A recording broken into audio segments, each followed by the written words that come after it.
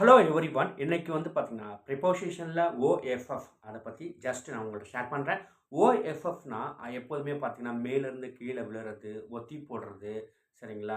So இந்த மாதிரி நிறையா டிஃப்ரெண்ட் சென்ஸில் சில கான்டெக்ட்ஸில் யூஸ் பண்ணுவோம். சம் எக்ஸாம்பிள்ஸை நான் உங்கள்ட்ட ஷேர் பண்ணுறேன். Has he come to office today அப்படின்னு ஒருத்தர் கேட்குறாருன்னு வச்சுக்கோங்களேன். He may be off today அப்படின்னு ஒருத்தர் சொல்கிறாருன்னு வச்சுக்கோங்களேன். ஹி மே பி ஆஃப் அப்படின்னா இன்னைக்கு லீவில் இருக்காரு. He may be on leave அப்படின்னு சொல்லுவோம் இல்லையா? ஸோ அதுதான் ஆஃப்ன்றத இன்னைக்கு வரல அப்படின்றத சொல்லலாம்.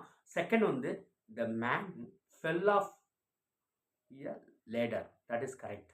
ஓகேங்களா? ஃபெல் ஆஃப் அப்படின்ற கீழே விழுகிறது. ஓகேங்களா? விழுந்தார். Fall fell.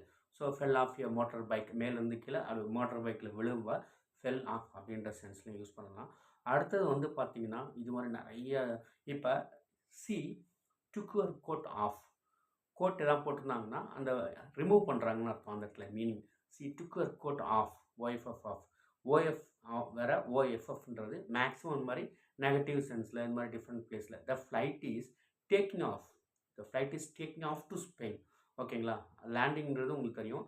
Taking off to Spain அப்படின்னு சொன்னால் தட் இஸ் கரெக்ட். அப்போ பறக்கிறதுக்கு இந்த இடத்துல டேக்கிங் ஆஃப் அப்படின்றப்ப சேர்த்து யூஸ் பண்ணுவோம். அடுத்து வேறு என்ன மாதிரி சொல்லலாம்னு வச்சுங்க.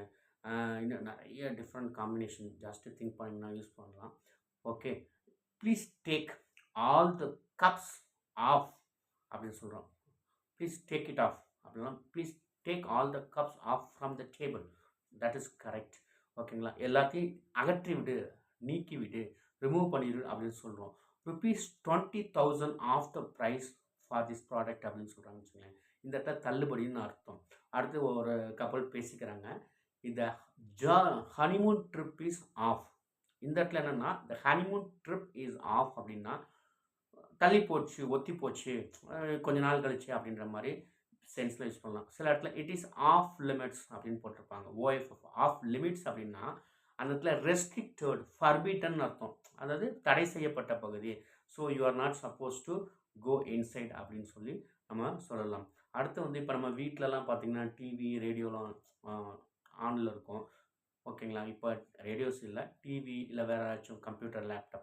Please make sure the computer is off அப்படின்னு சொல்லலாம். That is correct. Please make sure the TV is off. So இந்த மாதிரி ஆஃப் வச்சு நிறையா சென்டென்ஸ் சொல்லலாம். இப்போ ஒரு நாள் நிறையா மழை பெய்யுதுன்னு வச்சுக்கோங்களேன். It is raining on and off. Okay. A whole day அப்படின்னு சொல்லணும்னு வச்சுக்கோங்களேன். It is raining on and off a whole day அப்படின்னு சொல்லலாம். That is correct. விட்டு விட்டு ஒரு நாள் முழுவதும் பெய்யுது.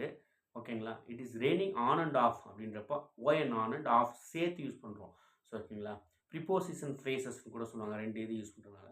அப்போ விட்டு விட்டு அப்படி தொடர்ந்து மழை பெய்யாமல் கண்டினியூஸ் ஹெவி ரெயின் அந்த மாதிரிலாம் இல்லாமல் விட்டு விட்டு பெய்யும் இல்லையா? So that is called on and off. Okay. Thank you so much.